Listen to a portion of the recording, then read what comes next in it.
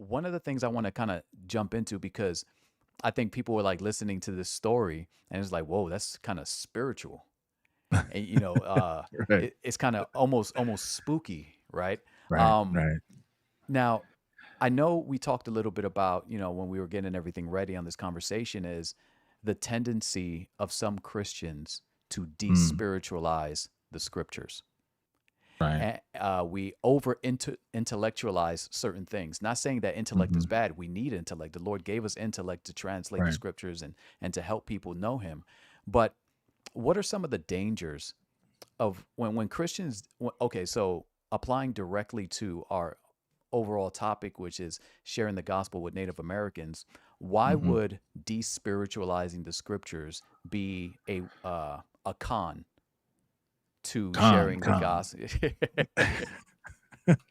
Shout out Oh to our my goodness. Hebrew Israelite brothers. Oh my goodness. No shout out. Let me say- I Okay, mean, look, it's like unshout out to her. it's a twitch. Sorry. I just went back, brother.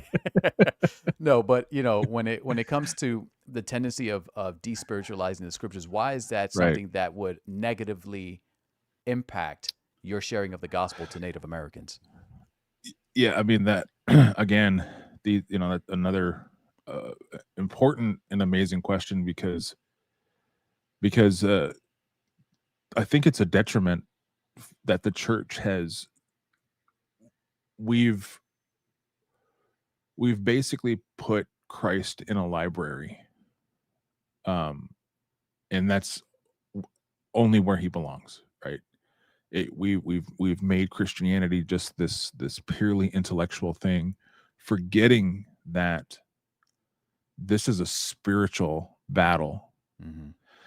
and why it's so detrimental, especially with dealing with a lot of Native American people. And again, this isn't a knock. This isn't a knock on those natives that might come from urban areas, Hmm. because the tendency is urban areas tend to be a conglomerate of many different tribes that come together. Hmm. So there might be native urban communities, but they don't really have a central understanding of who they are, Okay. because there are many different tribes that are coming together. Hmm.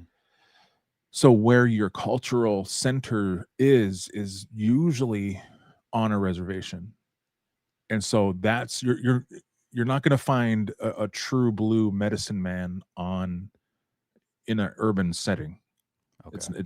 You're probably not going to find him there. And if Hmm. he is, then you know he even there might be some controversy around what he views as what are the correct ways of doing things and those types of things, whatever. Right.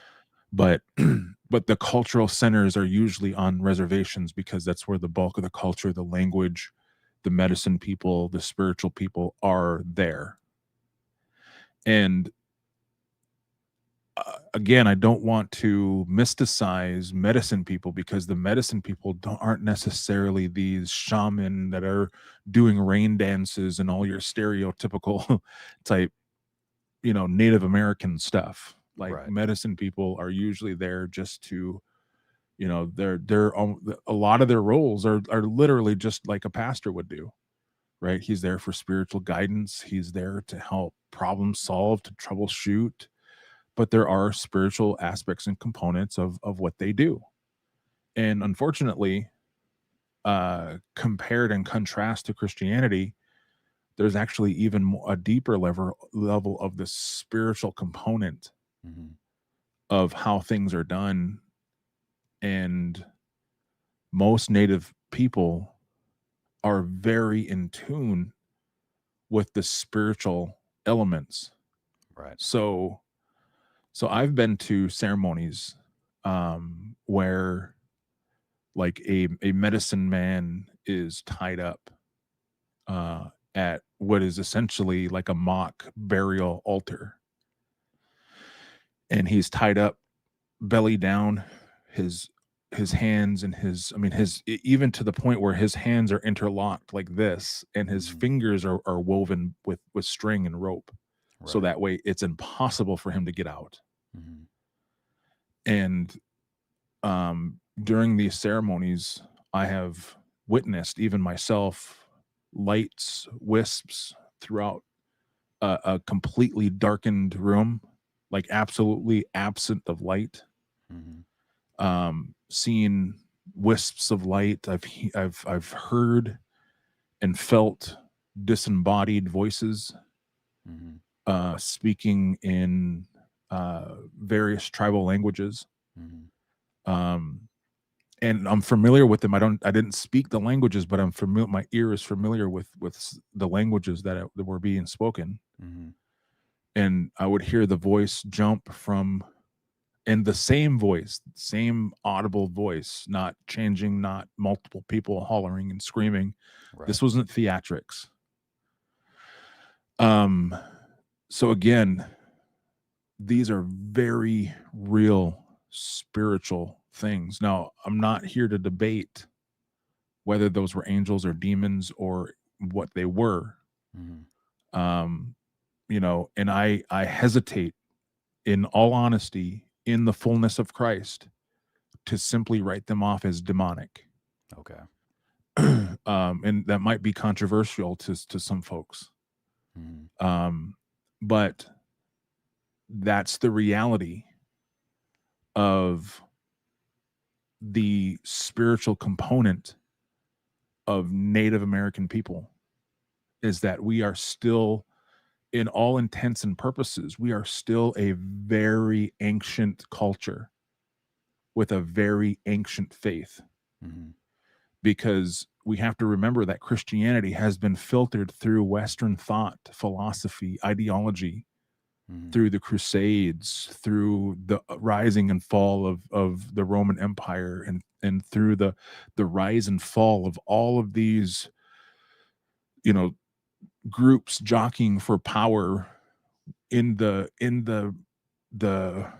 Mediterranean area, and the Goths and the Visigoths and the Franks, they're all jockeying for power in that region of Italy and Greece and now Turkey and in the biblical area for centuries upon centuries upon centuries. And so Christianity is not just this one vein that came through the centuries. There's ideologies and things and traditions that are all built in there. So when we think of it, Native American understandings of spirituality are a lot closer to ancient understandings, even down to some of our value systems.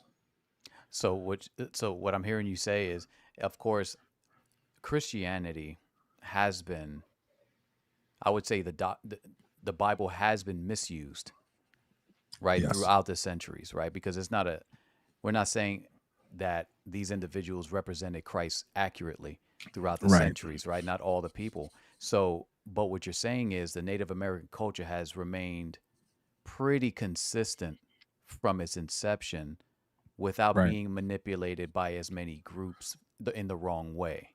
Right. Okay. I just wanted to make sure Right. I was Yeah. following you. Okay. Yeah. So all of that said is that Christianity, even through that the church history, Right. has been mechanicalized Mm, and boiled down, and especially from, like, we made mention of the Reformation and the Reformers. right. That's when it became a highly intellectual thing, because even the church was using some of the the spiritual elements and components, right, to undergird some of its misuse of its patrons, or the congregants, or Right. their people they're supposed to be shepherding. One of those is one of the main things that the reformers and the protesters, the Protestants, had had were banging against, was the indulgences, right? There Right. was a spiritual component of the indulgence system, right? So they used the spirituality and the spiritual component of the indulgence system to sell the indulgences, so that way their families, or their loved ones, wouldn't be in purgatory for as long, right? They were Right. using the selling the prayers of the saints, right, to strengthen their coffers And this is and you, to exploit. and just for the audience, you're highlighting the Catholic um, representation of indulgences and things like that. Right, Okay. right, right.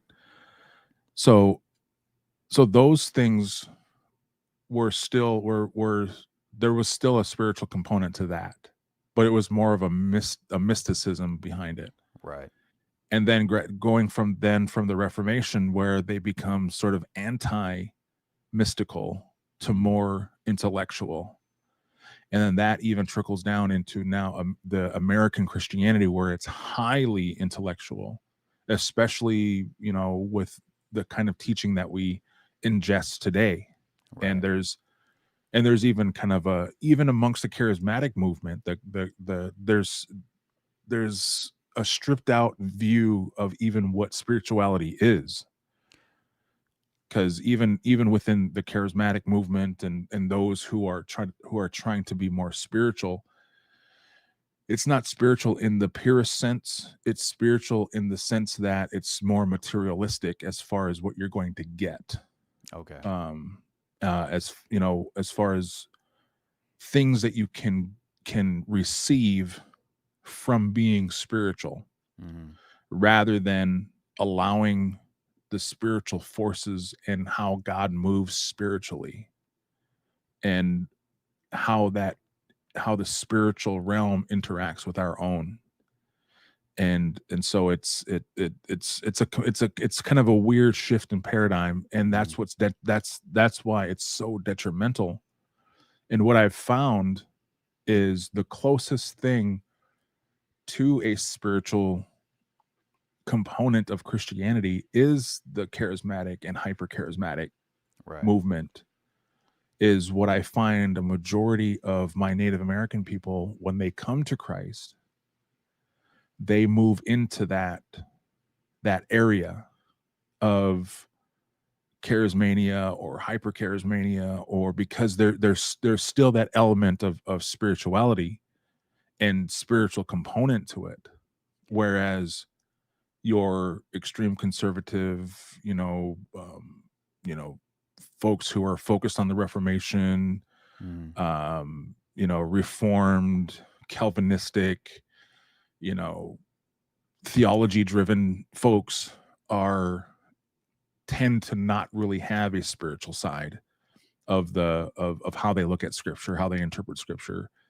Um, you know, because I mean, there are times where we see things, or we might feel things, or things might move, or things might, and again, this isn't just getting hokey and those types of things, but there are things in our realm that happen that we just can't just simply push off and not deal with, because I'm dealing with scripture on this basis and this basis alone.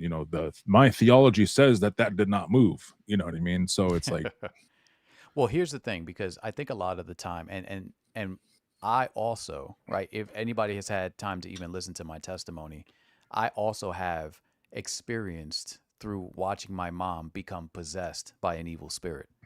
And mm, so for somebody to tell me that there is no spiritual realm, there's no spiritual impact, there's no supernatural world outside of our vision would definitely turn me off, because I know what I saw, right?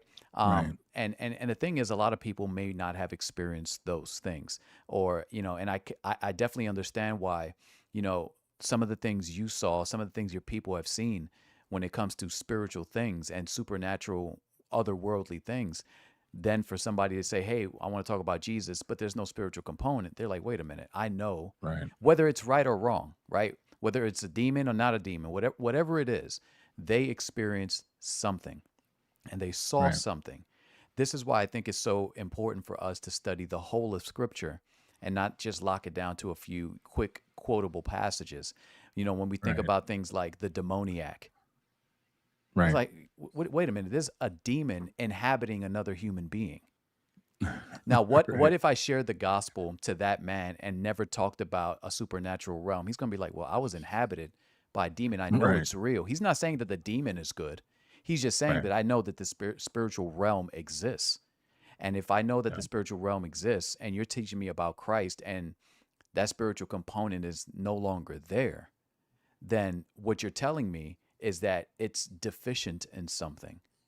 Right. And that's a problem because the scriptures and God and Yahweh are not deficient in anything.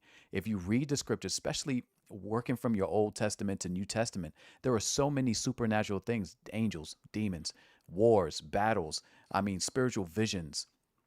Right. Isaiah in the temple, this coal touching his tongue, him becoming clean. You're like, wait a minute, hold on a second.